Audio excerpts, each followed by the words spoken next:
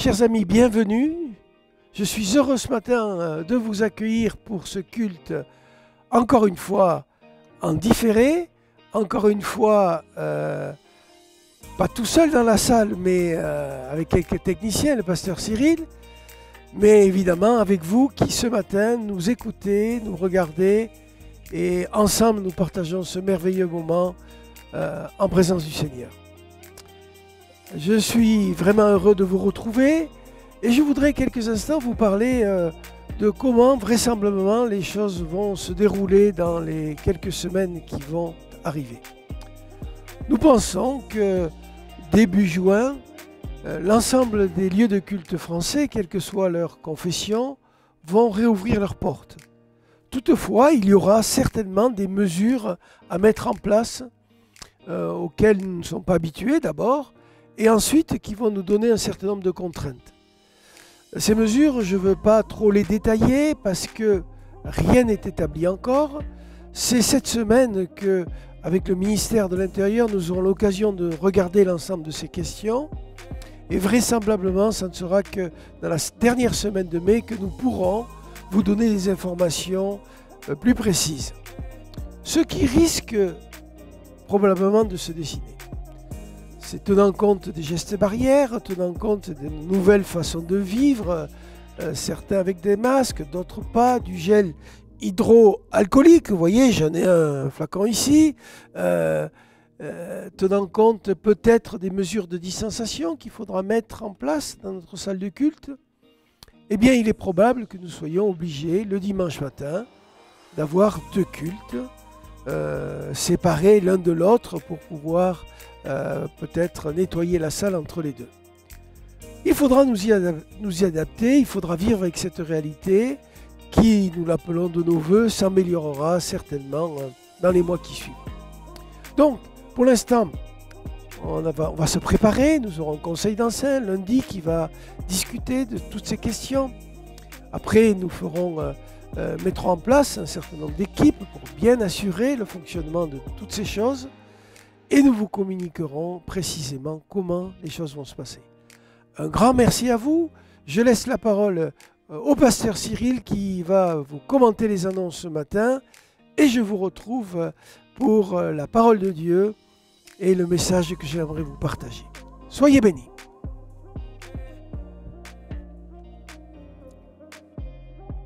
Merci Pasteur Georges Michel, bonjour à tous, c'est une joie pour nous de vous retrouver encore durant ce moment. On espère justement que dans quelques semaines on pourra se retrouver avec l'organisation qu'on pourra mettre en place. Comme le Pasteur Georges nous l'a annoncé, on continue à travailler sur ces réflexions-là pour pouvoir vivre l'Église encore de nouveau. En tout cas, je suis impatient vraiment de vivre ces instants avec chacun d'entre vous.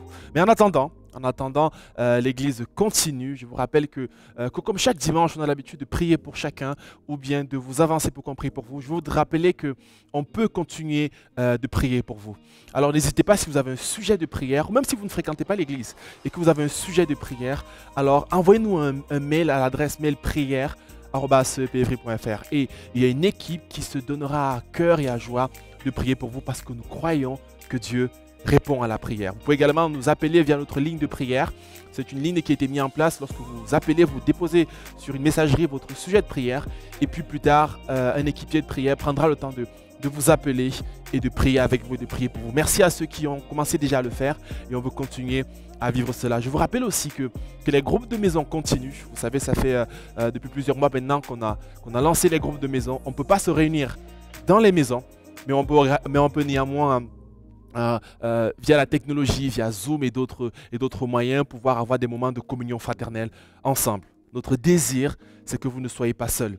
C'est que vous ne restiez pas seuls parce que nous croyons que Dieu veut qu'on puisse s'encourager, prier ensemble et s'édifier les uns les autres. Alors si vous n'avez pas un groupe de maison, vous voulez en rejoindre un, envoyez-nous un mail à l'adresse gdm@cepevry.fr et on prendra le temps plutôt de vous contacter et surtout de vous connecter à un groupe de maison. Il y en a 8 maintenant qui sont actifs. Ça peut être via un lieu géographique ou bien ça peut être aussi un nouveau groupe de maison qui se met en place. En tout cas, je me réjouis de ce qui se passe et vraiment de toute l'organisation qui est derrière.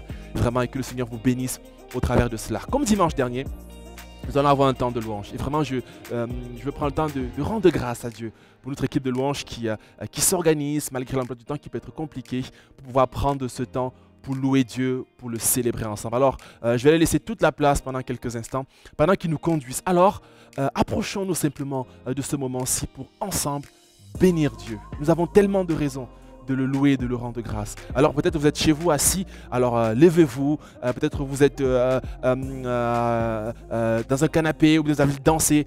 Célébrons Dieu ensemble. Et peut-être vous n'avez pas encore pris le temps de le rendre grâce durant cette semaine. C'est l'occasion pour vous de bénir son nom, de célébrer son nom. Alors soyez bénis et à tout de suite. À tout de suite après le message du pasteur Georges Michel. Que le Seigneur vous bénisse. Bonjour les amis, j'espère que vous avez passé une belle semaine. On se retrouve encore ce matin pour louer Dieu et proclamer ce matin « Tu es bon ». Alors toi, dans ton salon, là où tu es, tu peux chanter, tu peux danser et tu peux en tout cas nous rejoindre et donner cette louange à Dieu ce matin. Allez, on y va.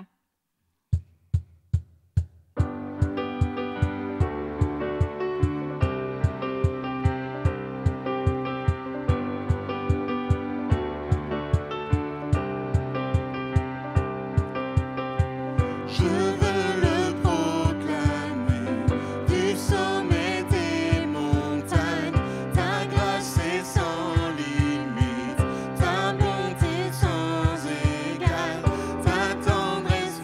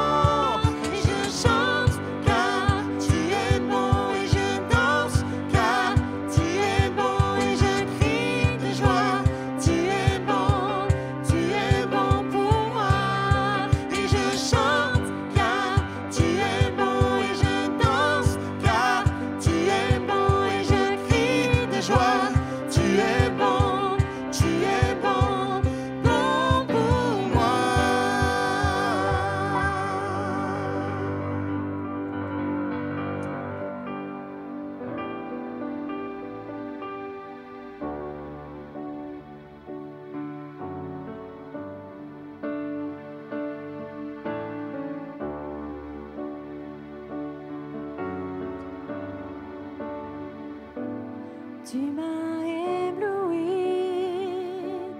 par tes mélodies, tu m'entoures d'un chant d'amour, chant de délivrance devant mes ennemis. Toutes mes craintes s'enfuient. Je ne suis plus esclave de la peur. Je suis enfant de Dieu.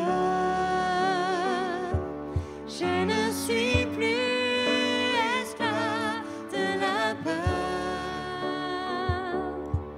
Je suis enfant de Dieu.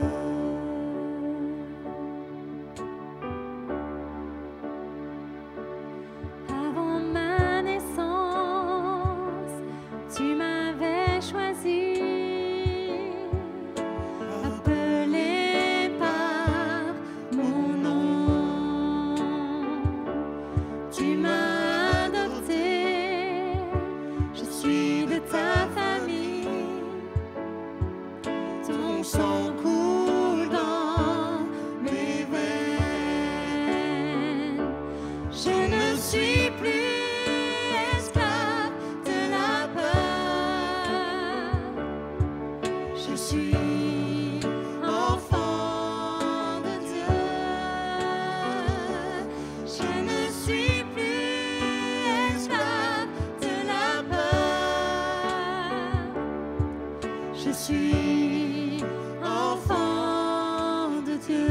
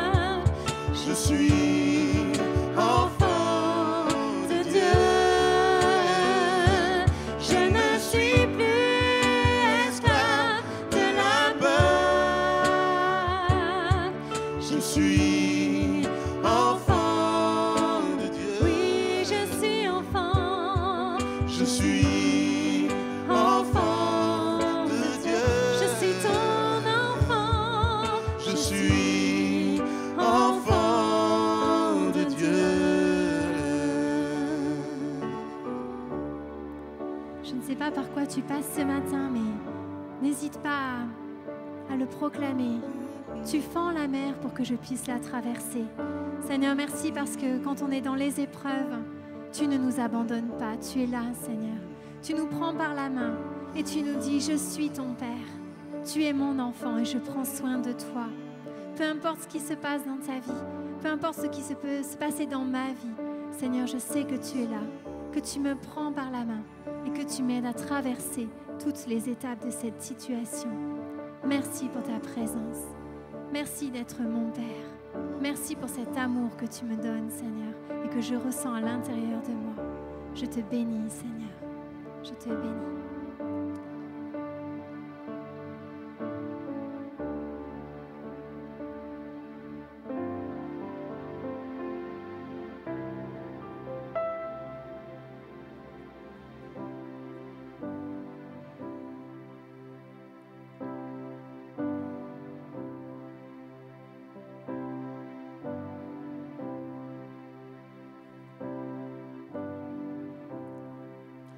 Notre Père dans le ciel, que ton nom soit sanctifié, que ton royaume vienne, nous voulons faire ta volonté.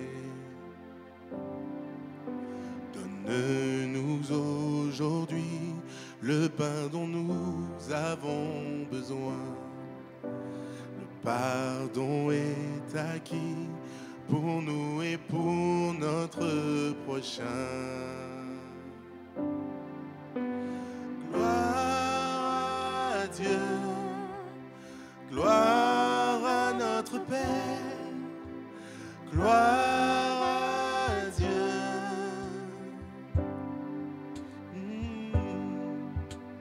Gloire à Dieu, gloire à notre Père.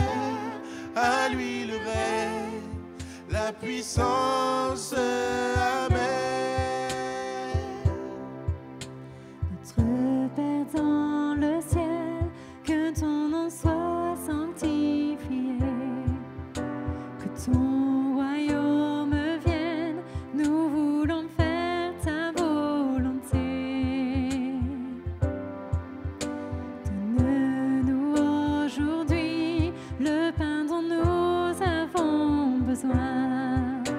Le pardon est acquis pour nous et pour notre prochain.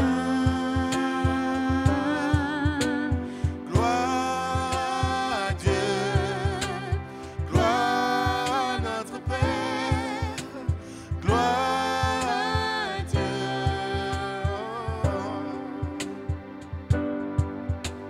Gloire à Dieu, gloire à notre Père, à lui le règne, la puissance, Amen. Gloire à Dieu, gloire à notre Père, gloire à Dieu.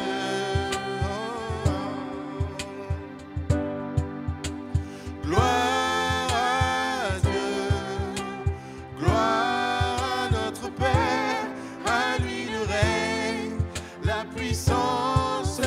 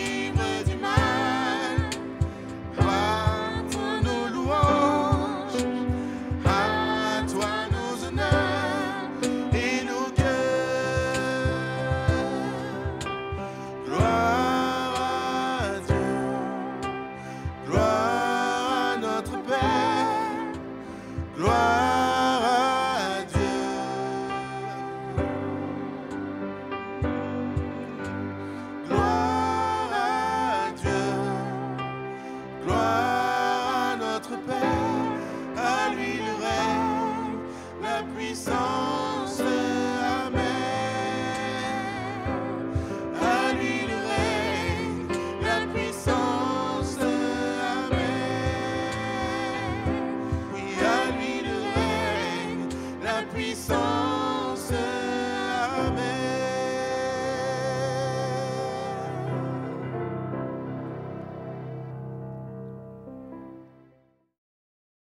Alors, chers amis, vraiment, c'est une grande joie pour moi d'être avec vous ce matin. D'abord parce qu'il y a longtemps que je ne suis pas venu vous parler, vous saluer. Et j'étais, comme vous, confiné, mais moi j'étais confiné à la campagne. Vous l'avez vu, le culte de Pâques. Hein, mon public, c'était mes 3 ânes et mon épouse qui filmait.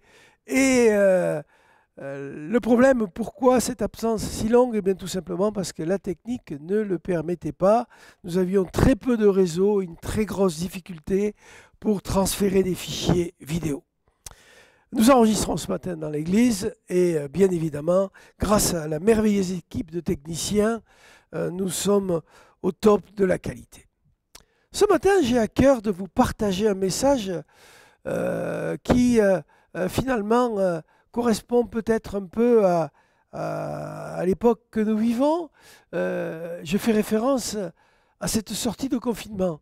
Vous savez, dans mon message de Pâques, je vous dis, je ne prononcerai qu'une seule fois ce mot.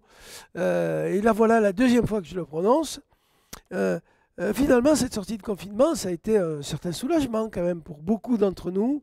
L'idée de pouvoir d'abord respirer librement, aller un peu, pas plus loin que 100 km, là où on veut, et surtout pouvoir en famille, pouvoir se promener, pouvoir profiter du soleil et bien d'autres choses. J'aimerais vous proposer ce matin la lecture dans le livre des Actes des Apôtres, chapitre 13. C'est un passage sur lequel nous allons réfléchir à un point particulier. Lisons ensemble Actes chapitre 13, verset 45. Les Juifs, voyant la foule, furent remplis de jalousie, et ils s'opposèrent à ce que disait Paul en le contredisant et en l'injuriant. Vous avez bien entendu. Paul et Barnabas leur dirent avec assurance, « C'est à vous, premièrement, que la parole de Dieu devait être annoncée. Mais puisque vous la repoussez et que vous jugez vous-même indigne de la vie éternelle, voici, nous nous tournons vers les païens. Car ainsi nous l'a ordonné le Seigneur, je t'ai établi pour être la lumière des nations, pour porter le salut jusqu'aux extrémités de la terre. » Les païens se réjouissaient en entendant cela. Ils glorifiaient la parole du Seigneur et tous ceux qui étaient destinés à la vie éternelle, crurent. Chers amis, nous sommes ici dans un récit qui se déroule à Antioche de Pisidie. Et vous comme moi, vous avez observé qu'il y a 3 groupes. Et je voudrais rapidement souligner ces 3 groupes. Le premier groupe, ce sont les Juifs, puisque le verset 45 commence par « Les Juifs, voyant la foule, furent remplis de jalousie ». Le deuxième groupe, plutôt le duo, c'est Paul et Barnabas. Et enfin, le groupe des païens. Et observons ensemble ce que nous dit le texte sur chacun de ces 3 groupes, parce que ce que nous dit le texte sur chacun de ces 3 groupes nous parle et nous décrit les attitudes intérieures, nous décrit les attitudes du cœur, nous permet de mesurer par les comportements et les paroles, de sonder ce qui habite dans les cœurs des personnes. Parlons premièrement de Paul et Barnabas, compagnons de route, compagnons de mission au service de l'Évangile. Ils vont de ville en ville et nous découvrons 2 hommes zélés pour proclamer aux autres le salut en Jésus-Christ. On mesure pleinement leur hardiesse vocale, leur hardiesse avec les mots, leur courage et même leur aplomb. Parce qu'au moment où les Juifs les critiquent, au moment où les Juifs les contredisent, au moment où les Juifs, animés de jalousie, les injurient, eh bien, ils ne vont pas se dérouter et ils vont dire qu'à cela ne tienne, vous ne voulez pas nous écouter, nous parlerons aux païens, tant pis pour vous.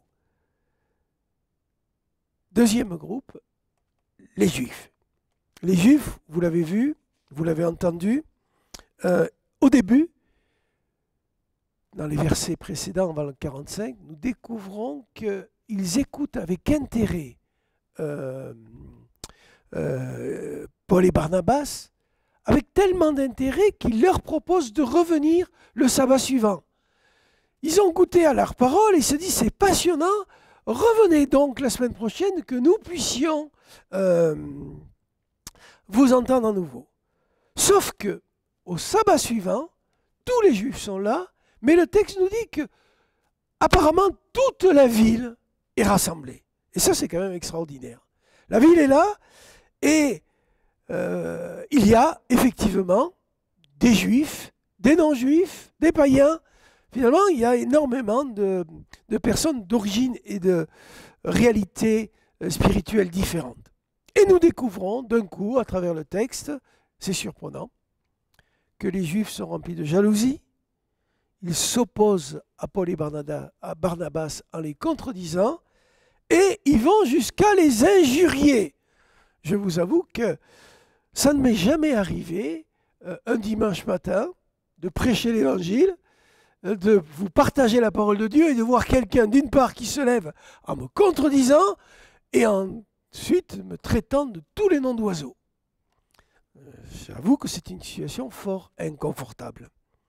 Rien de moins que cela. Et les injuries, ça nous dit beaucoup de choses sur la spiritualité de ces hommes. Parlons maintenant de ce troisième groupe. Ce troisième groupe, c'est un groupe de gens inconnus. Ils sont cités, identifiés comme les païens.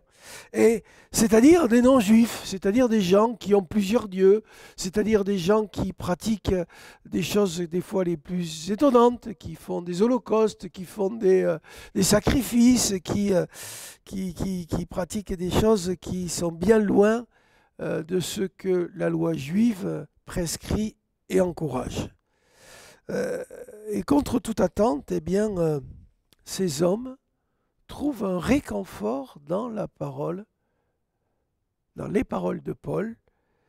Et à leur tour, comme les Juifs ont eu trois attitudes, rappelez-vous, jalousie, critique et injure, eh bien les païens, eux aussi, vont avoir trois attitudes. En tout cas, c'est ce que nous dit le texte.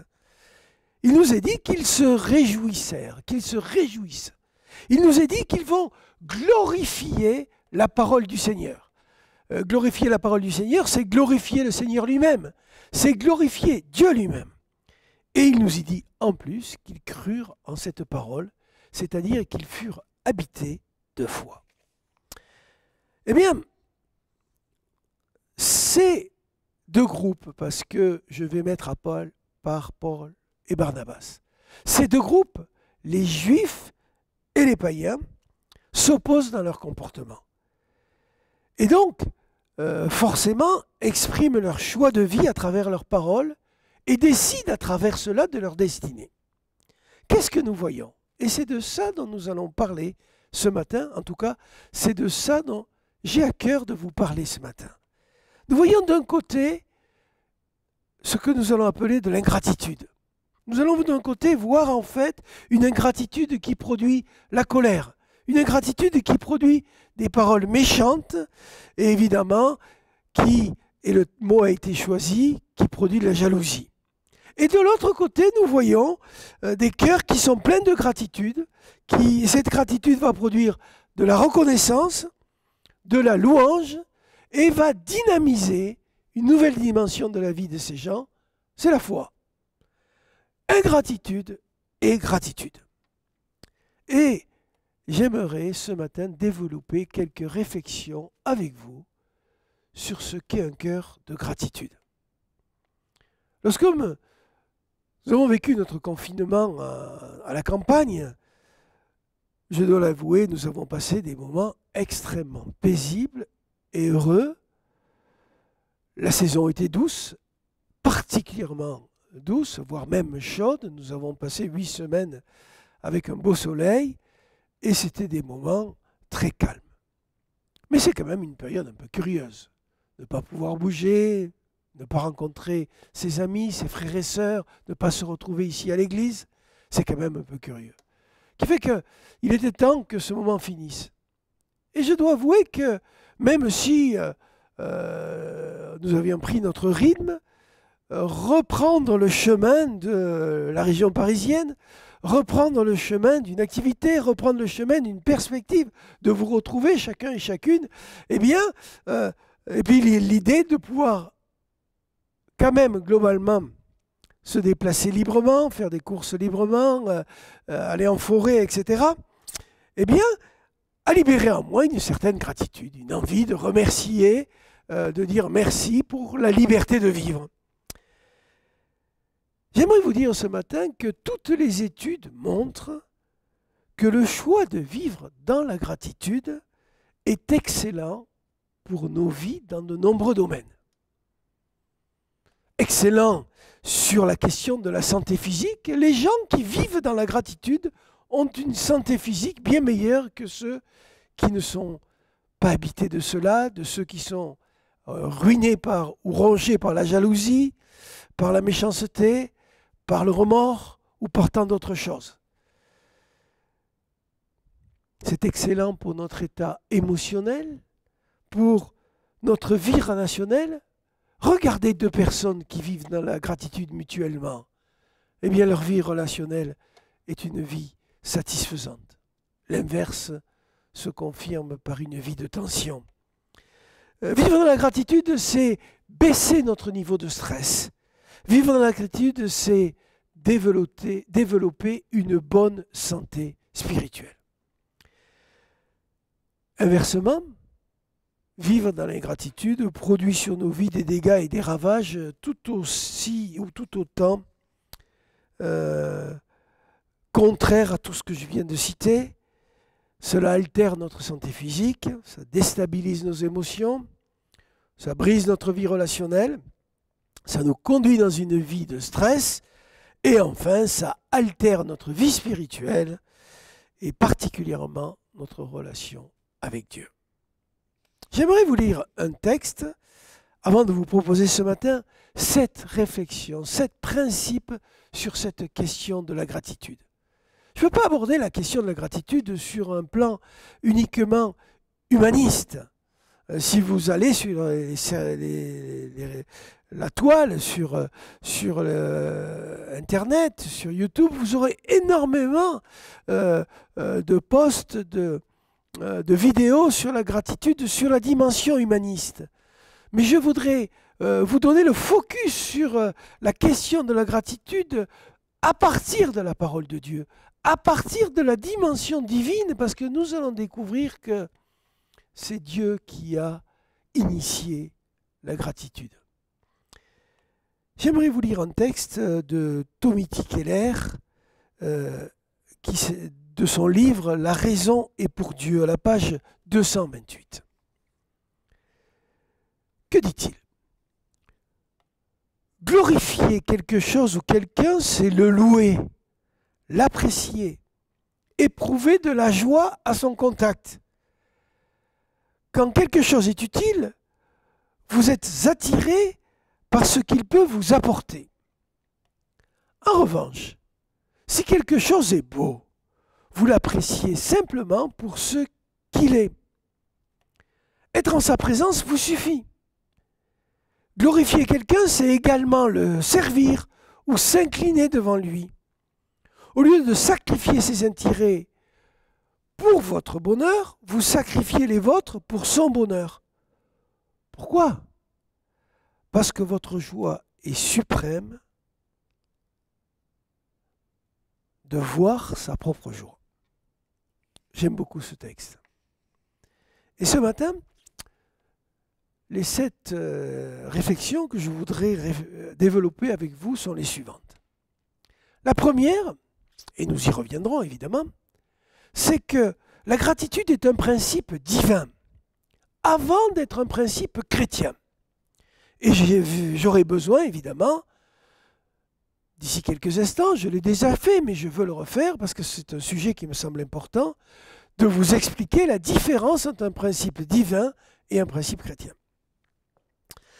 Le deuxième point, c'est que justement, parce que c'est un principe divin, eh bien les fondateurs de l'Église, Jésus le premier, les apôtres et les disciples, ont adopté dans leur vie ce principe et en ont fait une dimension chrétienne. Et nous ont invités, par leurs modèles et leurs écrits, à dynamiser nos vies grâce à la gratitude. Troisièmement, nous verrons que la gratitude est un choix personnel. Elle relève d'une décision personnelle. Il t'appartient, il m'appartient de choisir de vivre dans la gratitude ou dans l'ingratitude. Comme les Juifs et les païens tout à l'heure. Les Juifs ont fait un choix, les païens en ont fait un autre. Nous y reviendrons. Quatrième point, la gratitude s'exerce à 3 niveaux différents. Elle s'exerce à l'endroit de Dieu, elle s'exerce à l'endroit des autres, et elle s'exercera, et nous le verrons, à notre endroit aussi. Et c'est important.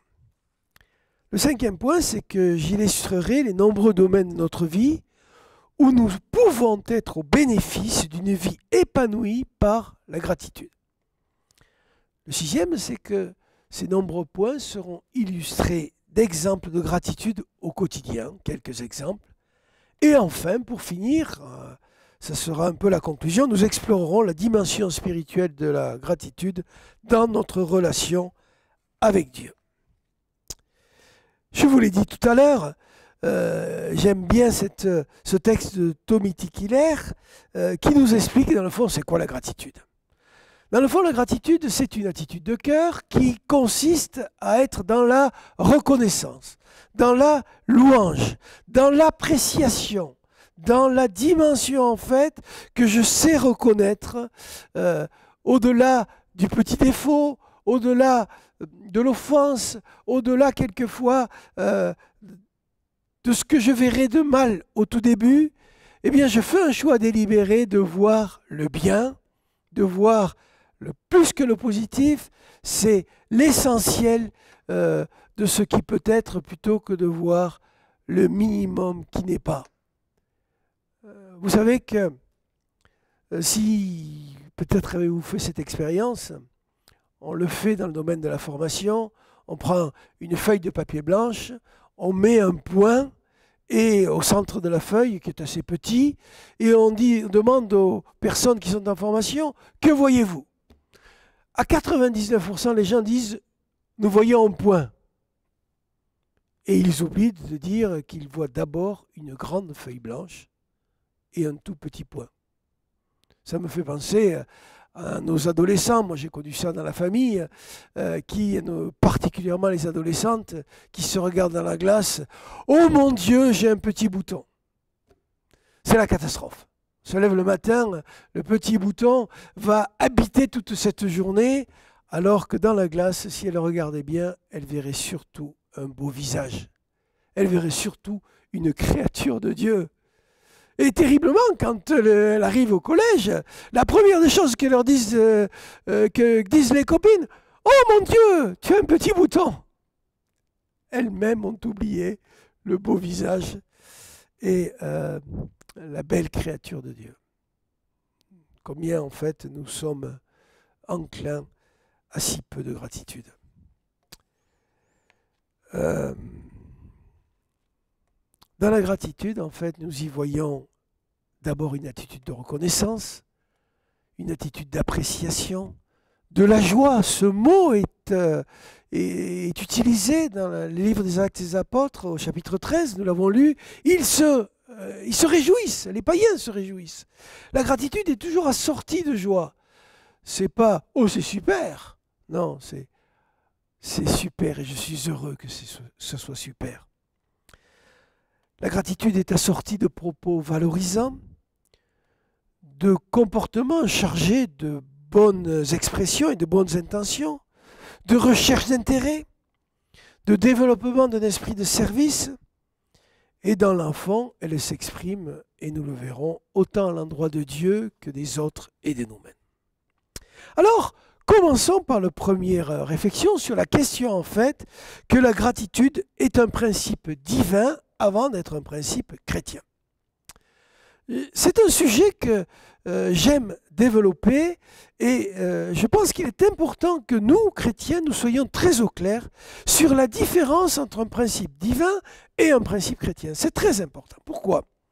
Parce qu'en fait, très souvent, nous sommes dans des erreurs de compréhension qui, pour moi, sont des erreurs importantes, doctrinales, qui nous font penser le monde d'une façon qui n'est pas bonne, qui nous font penser le monde à travers un filtre qui ne me semble pas juste, et nous avons besoin de réadapter notre regard.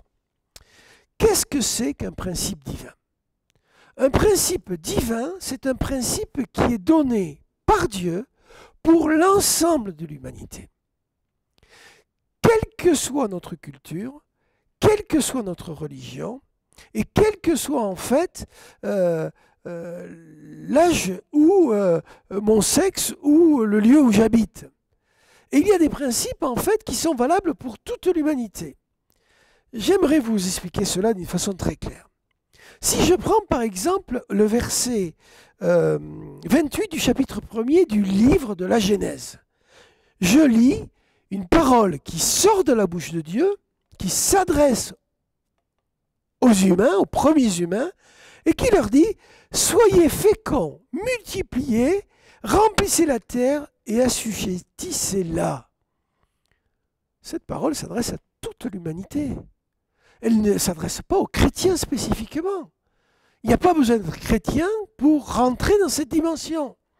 Cette dimension d'être fécond, d'habiter la terre et de l'assujettir dans un sens noble, c'est-à-dire de la gérer de façon responsable. Ce que n'a pas fait l'humanité jusqu'à maintenant et ce qu'il serait peut-être temps, s'il n'est pas trop tard, qu'elle fasse. C'est donc ici une injonction de Dieu à l'endroit de tout homme et toute femme qui apparaît dans l'histoire de l'humanité ou qui est apparu au fil des siècles. Je retrouve un deuxième principe divin, et celui-ci, je l'affectionne particulièrement au chapitre 2 de la Genèse, au chapitre 24. C'est pourquoi l'homme quittera son père et sa mère, il s'attachera à sa femme et ils deviendront une seule chair. Ici, c'est un principe universel pour toute l'humanité. C'est le principe du mariage. Quelle que soit la culture, quelle que soit la religion, que l'on soit juif, musulman, peu importe, Dieu veut qu'un homme et une femme quittent leur famille, dans le sens noble du terme, ce n'est pas la rupture, mais créent leur famille, s'attachent et deviennent un. Aussi, Dieu honore le mariage, quelle que soit notre religion, quel que soit notre pays d'origine et la culture qui nous a bercés. Le mariage n'est pas un concept chrétien, mais c'est un concept divin. Et c'est important de le comprendre. Je pourrais vous donner un troisième exemple, et il y en aurait beaucoup, c'est celui en fait des 10 commandements. Lorsque Moïse reçoit la Torah, alors qu'il est en haut de la montagne, que Dieu, le doigt de Dieu grave cette Torah, ces 10 commandements sur les tables. Tu n'auras pas d'autre Dieu, tu ne feras pas d'image taillée, honore ton Père, et honore ton Dieu d'abord. Tu respecteras le jour du repos, honore ton père et ta mère. Tu ne tueras point, tu ne commettras point d'adultère, tu ne déroberas pas, tu ne feras pas de faux témoignages, tu ne convoiteras point. Ces 10 commandements, cette belle loi, elle est valable pour tous les hommes et toutes les femmes qui naissent sur cette terre. Parce que c'est le chemin de la paix, c'est le chemin de la tranquillité de l'âme, parce que c'est le chemin aussi de la santé spirituelle, relationnelle, émotionnelle, physique. Certes difficile à appliquer parce que nous sommes pécheurs, mais n'empêche que ces 10 commandements, ils sont pour toute l'humanité. Ils sont encore d'actualité pour moi. Oui, la parole de Dieu me dit d'honorer mon père et ma mère. Oui, la parole de Dieu m'ont dit d'honorer Dieu. Oui, la parole de Dieu me dit de ne point tuer, de ne point dérober, de ne point faire de témoignage. Eh bien, je vous dis ce matin que la gratitude est un principe divin. Parce que Dieu a un cœur de gratitude. Et l'homme a été fait à l'image de Dieu, nous dit la parole de Dieu. J'ai été fait, vous avez été fait. Chacun de nous ont été façonnés à l'image de Dieu, même si nous en sommes détournés par le péché. Mais n'empêche que nous avons cette image. Et nous sommes destinés à la gratitude. Et le psaume 92, versets 1 et 2 nous dit « Il est beau de louer l'Éternel et de célébrer ton nom, ô Très-Haut, d'annoncer le matin ta bonté, ta fidélité pendant la nuit. » Eh bien voilà, le psaume, en fait, cet homme qui a écrit ces psaumes, nous invite à être dans un cœur de gratitude vis-à-vis de Dieu, quelles que soient nos circonstances. Psaume 103, verset 2. « Mon âme bénit l'Éternel et n'oublie aucun de ses bienfaits. » Le psalmiste se parle à lui-même et parle à son âme et lui dit surtout n'oublie pas, bénis l'Éternel, n'oublie aucun de ses bienfaits, sois reconnaissant, sois dynamisé dans ta vie par cet esprit de reconnaissance. Aussi, en fait, comprenons que si c'est un principe divin, eh bien, chrétien ou pas, mais à plus forte raison chrétien, nous avons besoin de le mettre en pratique dans notre existence au quotidien. Le deuxième point, c'est que justement, parce que c'est un principe divin, eh bien, les chrétiens l'ont mis en exercice dans leur vie. L'ont mis en exercice d'abord à travers le modèle de Jésus. Jésus est le modèle parfait de gratitude et de reconnaissance. Combien de fois n'a-t-il pas dit « Je te bénis, Père ». Il a remercié son Père créateur de toutes choses, son Père créateur de l'univers, son Père créateur de l'humanité et son Père créateur de la vie de Christ sur la terre. Et nous voyons que, à l'image de Christ, les premiers disciples, les premiers apôtres, leurs successeurs, Paul, qui n'avait jamais connu physiquement et qui n'a pas été apôtre de Jésus quand Jésus était encore sur la terre, vont mettre en pratique cette dynamique de la gratitude dans leur vie à de nombreuses occasions, favorables ou non, et c'est important de le souligner. 1 Thessaloniciens 5, versets 16 à 18 nous dit ceci, c'est Paul qui parle. « Réjouissez-vous toujours, priez continuellement, rendez grâce. » Rendre grâce, c'est bien dans la gratitude, vous voyez qu'il y a le même mot. « En toutes circonstances, telle est à votre égard la volonté de Dieu en Jésus-Christ. » Vous voyez qu'ici, Paul rassemble l'Ancien et le Nouveau Testament, la volonté de Dieu. Volonté de Dieu, donc principe divin, volonté de Dieu en Jésus-Christ. C'est bien qu'ici, partant d'un principe divin, nous avons l'invitation à comprendre que l'esprit de gratitude, la dynamique de gratitude est une dynamique qui est propre au christianisme. La joie, l'action de grâce sont la manifestation de la gratitude, nous le savons. Et on va voir que toute la dynamique du Nouveau Testament invite les hommes et les femmes qui se convertissent, qui embrasent la foi, soient remplis de gratitude grâce à cette nouvelle expérience spirituelle. Et d'une façon étonnante, à Antioche, des païens se convertissent et la première chose qu'ils vivent, c'est un esprit de reconnaissance, un esprit de louange, et ça dynamise leur foi. Tous les apôtres, tous les disciples vont apprendre à développer cette dimension dans leur existence, et nous verrons que c'est utile aussi, particulièrement dans les moments difficiles. La troisième idée, c'est que cette dynamique de gratitude dans notre vie s'exprime, je l'ai dit, à travers 3 niveaux. Nous voyons dans le livre de la Genèse qu'il y a une quadruple rupture. Pendant longtemps, je parlais d'une triple rupture, mais j'ai un peu modifié les choses. Et il y a une quadruple rupture. C'est une rupture, en fait, à travers, lors de la chute, rupture de l'homme avec lui-même. Il ne se supporte plus, il a besoin de s'habiller, de se mettre des vêtements, ou en tout cas des feuilles, pour cacher sa faute. Rupture entre l'homme et la femme. C'est la première accusation. C'est pas ma faute, c'est la faute de la femme que tu as mis à mes côtés. Et donc, cette accusation entraîne la génération suivante le premier meurtre, et ainsi de suite, jusqu'à la situation dans laquelle nous sommes aujourd'hui. Et bien évidemment, rupture de l'homme avec Dieu, puisque Dieu les chassa loin du jardin d'Éden.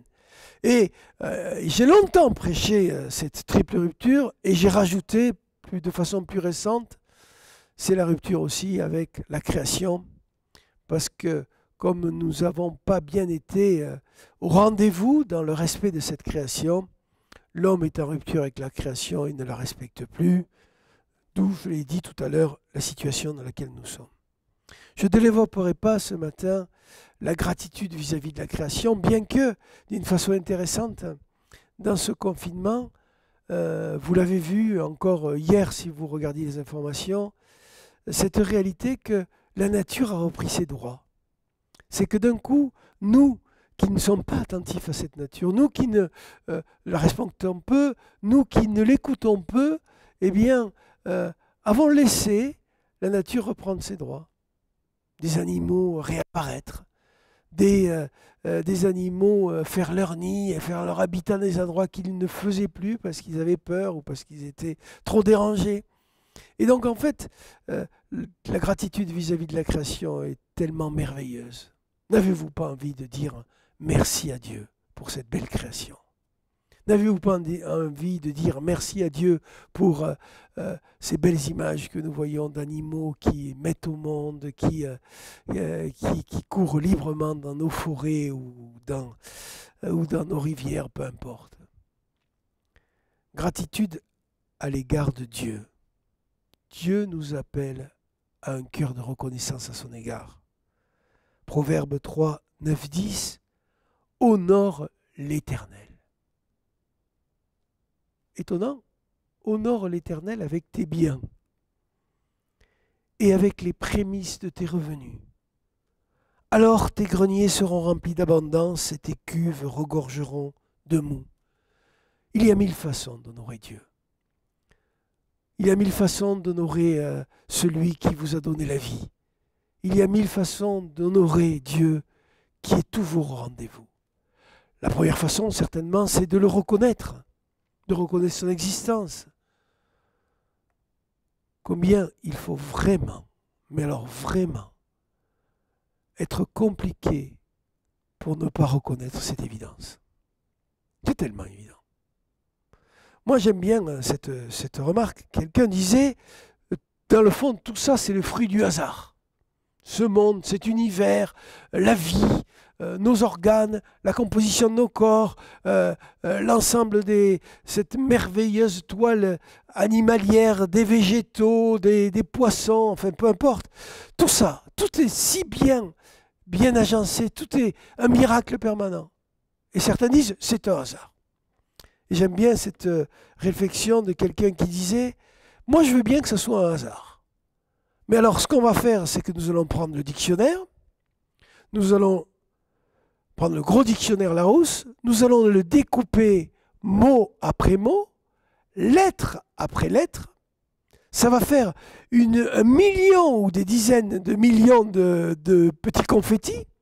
Et puis à ce moment-là, on va tout jeter en l'air. Et comme la création, eh bien, le hasard voudra que le dictionnaire se remette tout seul dans l'ordre. De la lettre A jusqu'à la dernière lettre de l'alphabet, mot après mot, et évidemment, définition après définition dans le bon ordre. Vous y croyez à ce hasard, vous? Personne ne peut y croire. Nous pouvons vraiment être dans une attitude de gratitude vis-à-vis de Dieu, de reconnaissance, tellement nous avons un Dieu merveilleux. La deuxième chose, c'est la gratitude vis-à-vis des autres. honorez tout le monde, aimez les frères, craignez Dieu, honorez le roi. Serviteurs, soyez soumis en toute crainte à vos maîtres, non seulement à ceux qui sont bons et doux, mais à ceux qui ont des caractères difficiles. C'est une parole de l'apôtre Paul qui nous invite à cette dimension de gratitude vis-à-vis des autres, et j'y reviendrai d'ici quelques instants, cette dimension de gratitude en fait qui fait que nous devons tout aux autres. J'y reviendrai dans un autre point. Prenons conscience de cela, de tout ce que nous devons au quotidien à tant de gens. En ce moment, vous m'écoutez. Pourquoi? Parce que quelqu'un a fabriqué le téléphone, l'ordinateur avec lequel vous écoutez cette prédication. Nous le lui devons. Quelqu'un l'a inventé, et des milliers de personnes y ont travaillé avec leur intelligence, avec leurs mains. Certains ont conduit un véhicule pour que ça arrive jusqu'à un magasin, les magasins vous l'ont vendu. Enfin, toute une chaîne humaine qui est impliquée dans ce petit outil ou ce grand outil que vous utilisez. En ce moment, toute une remarquable équipe est en train de me filmer. Ça ne peut se faire que parce qu'ils le font. Je suis reconnaissant de cela. En ce moment, des gens produisent l'électricité ou des machines, mais en tout cas, il y a des hommes derrière qui produisent l'électricité qui permet tout cela. Nous sommes vraiment dans la dépendance des uns des autres et nous ne pouvons être que dans la gratitude de cela. Et enfin, la gratitude vis-à-vis de nous-mêmes. Tu aimeras ton prochain comme toi-même. Quelquefois, nous sommes peut-être les plus ingrats avec nous-mêmes, en ne prenant ni soin de nous-mêmes, ni respect de nous-mêmes. La Bible parle, en tout cas le Nouveau Testament parle de ce que nous appelons la règle d'or, en Marc 12, versets 30 et 31, qui résume les 3 dimensions que je viens de vous parler. Tu aimeras le Seigneur ton Dieu de tout ton cœur, de toute ton âme, de toute ta pensée, de toute ta force. C'est ça la gratitude. C'est mettre son cœur, son âme, sa pensée et sa force. C'est le premier, dit Jésus. Le premier commandement, mais voici le second. Tu aimeras ton prochain comme toi-même. Et il n'y a pas d'autre commandement plus grand que ces deux-là. Finalement, ces deux-là, le 1 et le 2, nous parle de la grande dimension de la gratitude. Je ne pourrais pas continuer, et ce sera mon 4e point, sans aborder la question, dans le fond, que la question de la gratitude dépend essentiellement de nous. C'est un choix personnel. Il t'appartient. Il m'appartient, il nous appartient de choisir entre la gratitude et l'ingratitude. Et nul ne le fera à ma place ou à votre place. J'ai observé qu'il y a des gens qui naturellement sont beaucoup plus enclins à la dimension de gratitude que d'autres. Personnellement, c'est un peu comme l'inquiétude. Vous savez que c'est un sujet que j'ai beaucoup développé. Je ne suis pas quelqu'un naturellement dans la gratitude. Je suis plutôt dans l'analyse, dans la compréhension de ce qu'il y a derrière ou le fond. Ce n'est pas spontané chez moi. Et c'est un vrai travail que je dois faire. Et je sais que si j'y arrive, ça porte du fruit. Comme beaucoup de principes spirituels, c'est d'abord la prise de conscience intérieure qui va déclencher l'application de ce principe et la mise en œuvre dans notre vie personnelle. Jésus dit en Luc 6, versets 44 et verset 45, cette déclaration remarquable et magnifique. Chaque arbre se connaît à son fruit. On ne cueille pas des figues sur des épines, et l'on ne vendange pas des raisins sur des ronces. L'homme bon, écoutons bien, tire de bonnes choses du bon trésor de son cœur, et le méchant tire de mauvaises choses de son mauvais trésor, car c'est de l'abondance du cœur que la bouche parle. Il y aurait donc en nous la possibilité d'aller puiser dans de bonnes choses et de puiser dans de très mauvaises choses. Et lorsque nous écoutons bien le récit d'Acte 13, eh bien nous voyons bien, ce récit illustre bien cette problématique. Ce récit illustre clairement que les Juifs ont puisé dans le mauvais trésor.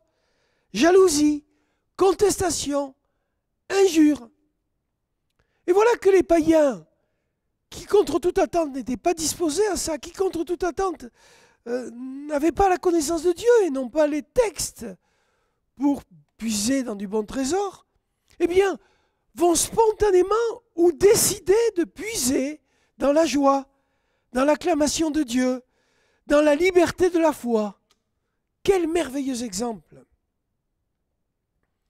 Ce n'est pas forcément inné chez nous. Ce ne l'est pas chez moi. Et il nous faut développer dans notre cœur et dans notre vie cette dimension. Cela relève d'une décision. Je veux vous le dire ce matin. Ta décision sera importante chaque fois. Aussi, ça me conduit à vous parler des nombreux domaines dans notre vie où nous serons au bénéfice d'une vie épanouie si nous vivons dans la gratitude. La force de la gratitude est d'abord dans notre famille. C'est important de comprendre que si nous vivons dans la gratitude avec nos proches, eh bien nous serons au bénéfice de cela, d'une vie paisible, heureuse, d'une vie tranquille, d'une vie épanouie. D'abord, la gratitude avec nos parents. Nous l'avons lu tout à l'heure dans les 10 commandements. Honore ton père et ta mère. Avez-vous observé que c'est le seul des 10 commandements qui est assorti d'une promesse? Honore ton père et ta mère afin que tu aies une longue vie. Waouh! La clé d'une longue vie, c'est aussi la gratitude vis-à-vis de celui et de celle qui nous ont donné la vie, de celui et de celle qui nous ont portés pour la première fois, qui nous ont embrassés pour la première fois, qui nous ont nettoyés, langés, nourris. La gratitude de cette merveilleuse femme qui m'a allaité, qui maintenant, à presque l'âge de 90 ans, a rejoint la maison du Père. La gratitude d'un père qui a travaillé toute sa vie durement pour mes 7 frères et sœurs et moi-même. La gratitude dans la famille, c'est la gratitude vis-à-vis de notre épouse, de notre mari, de nos enfants. Les enfants, c'est un cadeau de Dieu. Je ne suis pas propriétaire de mes enfants. Dieu me les confie pour les lancer, les propulser vers un âge adulte. Je veux être reconnaissant de ces merveilleux enfants que le Seigneur m'a donnés. Je veux être reconnaissant de l'épouse que Dieu m'a donnée. Et je veux, à travers mes paroles, mes comportements, mes actes, témoigner de cette gratitude. Mais je pourrais aussi vous parler du domaine du travail, de la gratitude dans le travail. Dieu soit loué que je puisse vivre dans la réalité d'un travail quelquefois pénible pour beaucoup, souvent avec peu de reconnaissance, peut-être avec un salaire bien inférieur à ce que je mériterais. Mais quelle bénédiction de pouvoir servir l'humanité. La gratitude dans tant de situations, la gratitude dans les situations difficiles. Oui, parce que dans le fond, c'est une clé essentielle. Notre gratitude, ce n'est pas quand tout va bien. Notre gratitude, c'est même quand les choses vont mal. Dans le fond, le sage, c'est celui qui est convaincu qu'il doit tout aux autres. Le jour où j'ai pris conscience de cela, ça a changé ma vie. Je dois tout à Dieu. L'air que je respire, l'eau que je bois, le sang qui coule en moi, le cœur qui bat, la nourriture que je mange, tant de choses que je dois à Dieu. La protection qu'il me donne, sa bénédiction, son pardon. Qui suis-je pour mériter le pardon de Dieu? Mes bonnes attitudes méritent-elles le pardon de Dieu? Non, puisque la Bible dit que tous sont pécheurs et sont privés de la gloire de Dieu. C'est par grâce que je suis pardonné. La gratitude que je veux reconnaître à tous les hommes et toutes les femmes, aux autres. La gratitude, pourquoi? Parce que je la dois à mes parents qui m'ont donné la vie. Comme je l'ai dit, qui m'ont élevé, qui m'ont lavé, qui m'ont nourri, qui m'ont enseigné, qui m'ont éduqué. La gratitude vis-à-vis de mes maîtres, de mes professeurs, de mes patrons. Tant de sujets de reconnaissance. Lorsque vous conduisez votre voiture, est-ce que vous pouvez mesurer le nombre de personnes qui ont participé à l'élaboration de cette voiture, qui ont participé au fait que vous puissiez conduire ce véhicule en toute sécurité et regarder tous les objets, les ustensiles autour de vous, toute la vaisselle, tous les meubles, tout. Tant d'hommes et de femmes y ont mis leur cœur et leurs mains. Puissions-nous être reconnaissants de cela? La nourriture que vous mangez, quelqu'un l'a préparée. C'est pour ça que nous rendons grâce. Pas justement pour nous protéger du poison, d'une nourriture qui pourrait nous abîmer. C'est un acte de reconnaissance qui nous invite à avoir un cœur large et heureux. Lorsqu'un bon plat est préparé, je veux remercier celui qui l'a préparé. Le soleil qui brille, la pluie, le vent frais ou le vent impétueux, c'est une vraie sagesse que de vivre au quotidien dans la gratitude. Eh bien, mes amis, l'inverse est une folie. L'inverse, c'est le chemin qui mène à la perte de la joie, c'est le chemin qui mène à l'indépendance plutôt que la dépendance, qui ouvre l'égoïsme, la jalousie, qui ouvre le chemin du mal.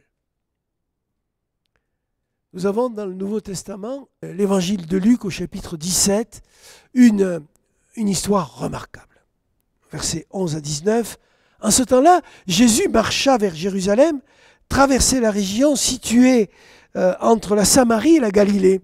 Et comme il entrait dans un village, 10 lépreux vinrent à sa rencontre. Ils s'arrêtèrent à distance et lui crièrent « Jésus, Maître, prends pitié de nous !» À cette vue, Jésus leur dit « Allez vous montrer au prêtre. » Et en cours de route, ils furent purifiés. L'un d'eux, voyant qu'il était guéri, revint sur ses pas en glorifiant Dieu à pleine voix.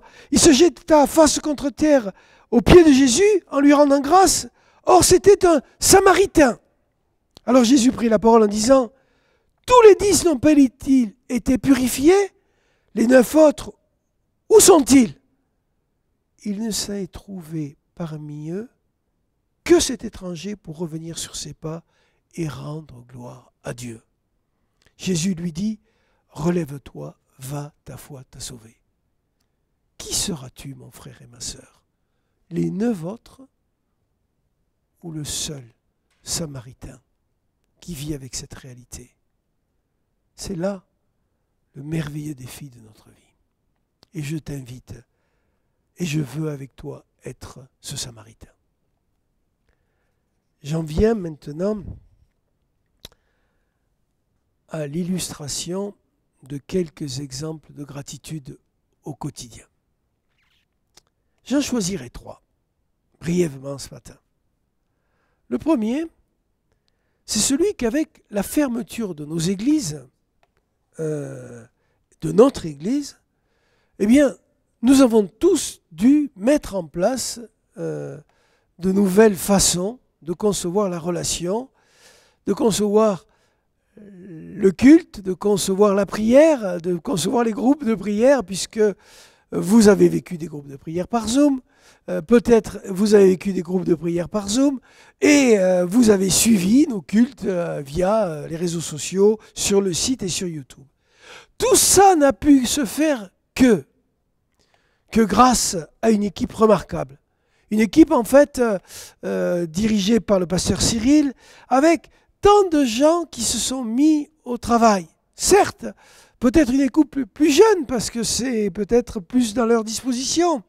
Mais vous avez vu un Alan, un Daniel qui ont fait les annonces. Vous avez vu une équipe de louanges qui a loué le Seigneur sans public. Vous avez vu toute une technique, des personnes que vous ne voyez pas parce qu'elles étaient derrière les caméras, derrière les ordinateurs. Mais tout cela, c'est grâce à eux. Et je veux être dans la gratitude vis-à-vis d'eux. Quel travail remarquable. Nouvelle dynamique, un esprit de service, l'amour de Dieu à émaner de chacun d'eux. La deuxième dimension que je veux vous souligner, et elle est importante, c'est la gratitude vis-à-vis de ma famille. Je veux la souligner parce que dans le fond, je sais que c'est la clé de la paix dans la vie. Si nous sommes capables de vivre dans la gratitude en proximité avec les gens avec lesquels nous vivons, c'est tellement bon. Combien je veux être dans la gratitude vis-à-vis de mon épouse, qui me donne au quotidien tellement de choses. Vous savez, j'ai déjà eu l'occasion de le partager. Mais lorsque ma première épouse est décédée, Pascal, j'ai fait une découverte effrayante. Je suis un homme qui ne porte que des chemises. J'ai beaucoup de mal à porter un t-shirt, vous m'y voyez très rarement, un polo, un pull, je suis en chemise. Il me faut, dans les meilleurs des jours, une chemise par jour. Il arrive quelquefois, si je glisse un petit peu avec ma fourchette ou ma cuillère, que je sois obligé de changer de chemise à l'heure du déjeuner.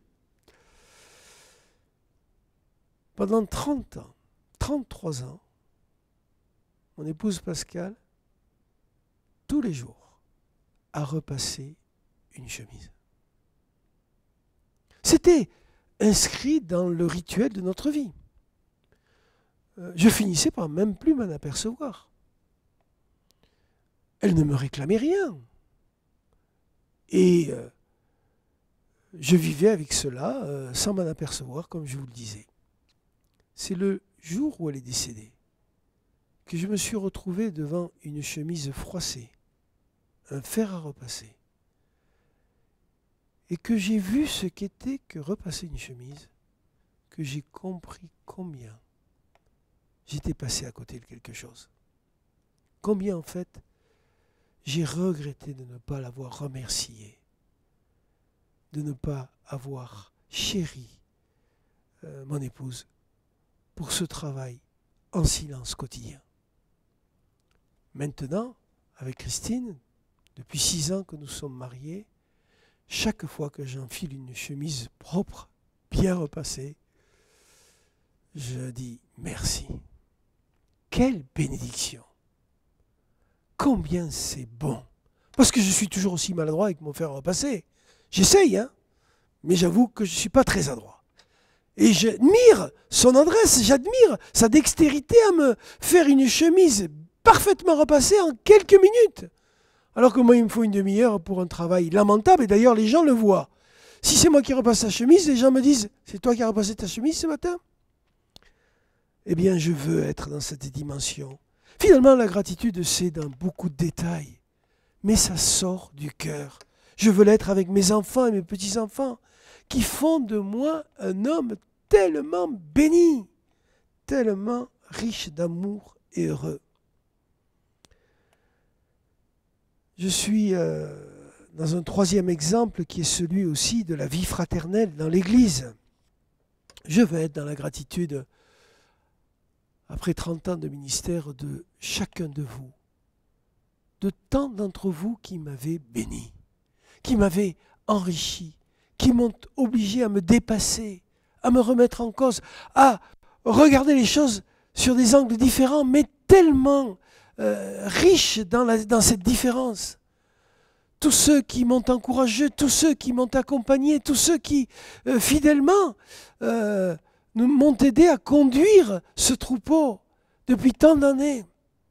Je veux le souligner, combien il est doux de demeurer ensemble, nous dit la parole de Dieu, entre frères et sœurs. Et c'est une bénédiction de tant d'attention, de délicatesse. Merci.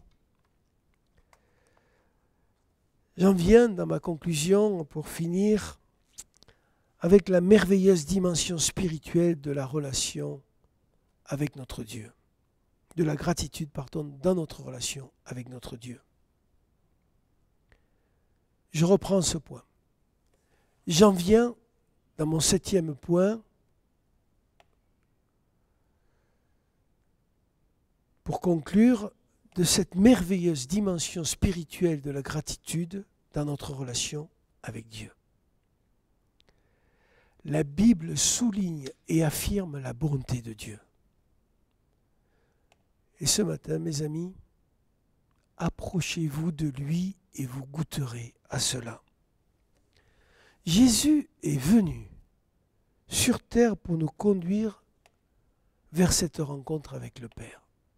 Il a dit ceci, on le trouve dans l'évangile de Jean, chapitre 14, 6. « Je suis le chemin, la vérité et la vie. Nul ne vient au Père que par moi. » Pourquoi Jésus veut-il nous conduire au Père?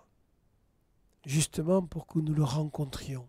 Pourquoi Jésus veut-il nous conduire vers Dieu?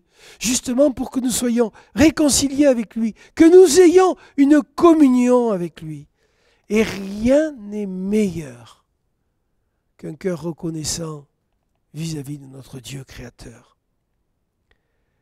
Même quand tout va mal, même quand je suis dans le manque, même quand je suis dans l'offense, même quand je suis dans le désert, Dieu est là. Dieu est fidèle, Dieu est bon. C'est là le secret.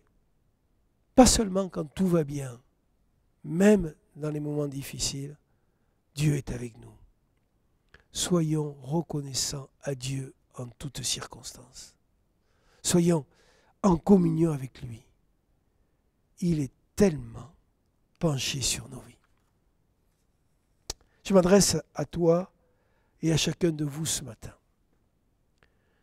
Tu as certainement de bonnes raisons, des fois, de douter, de râler, de critiquer, de t'inquiéter, d'insulter peut-être, de contester. Eh bien, ce matin, je t'invite, comme l'apôtre Paul le fait, à mettre en pratique cette invitation. Rendez grâce en toutes choses, car c'est à votre égard la volonté de Dieu en Jésus-Christ. Ce sera pour toi la clé de la paix, la clé de la joie, la clé de la communion avec Dieu, de la communion avec les autres et avec toi-même. Soyez tous bénis et à très bientôt.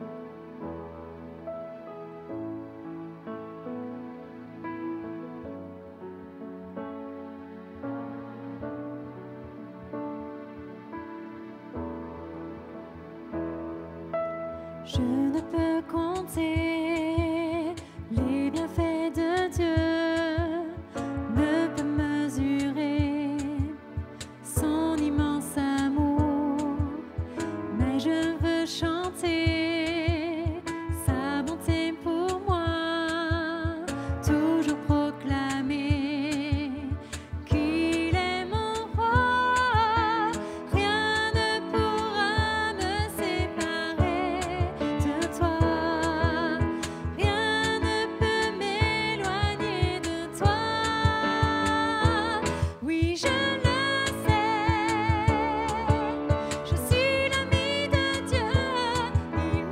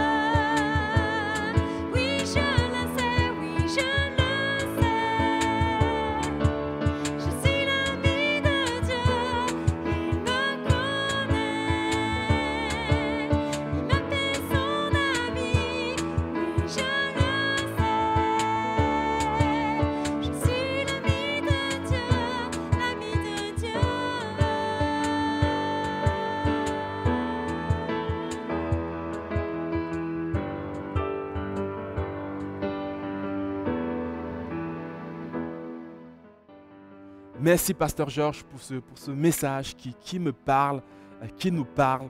Vraiment, je me réjouis de pouvoir mettre en pratique ces enseignements et ces principes spirituels cette semaine, mais tout au long de ma vie. Et j'espère que c'est également le cas pour vous. En tout cas, que le Seigneur vous bénisse abondamment. Peut-être vous vous posez des questions sur Dieu, peut-être vous n'êtes jamais rentré dans une église, ou bien peut-être ça fait longtemps que vous êtes éloigné de Dieu. Je voudrais vous dire que ce sera une joie pour Dieu et aussi pour nous de vous accompagner dans votre cheminement avec Dieu. Alors si vous avez des questions, ou bien si vous voulez être contacté, si vous voulez qu'on puisse faire un chemin ensemble, mais surtout un chemin avec Dieu, écrivez-nous un email à connaître-dieu@cepevry.fr et nous nous ferons une joie de prier avec vous, de vous conseiller, de vous accompagner dans votre chemin de foi.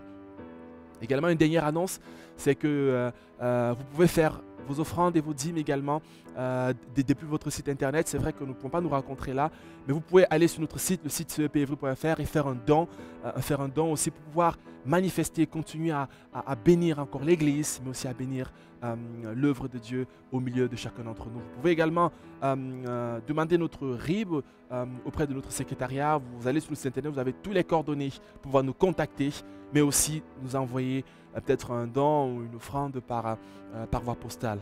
En tout cas, nous voulons croire que également au travers de ce moyen-là, que Dieu va remplir nos cœurs de votre action de grâce, mais aussi que vous serez bénis en retour. Notre culte arrive à sa fin. Que le Seigneur vous bénisse abondamment. Je vous souhaite à tous une excellente semaine et à très bientôt.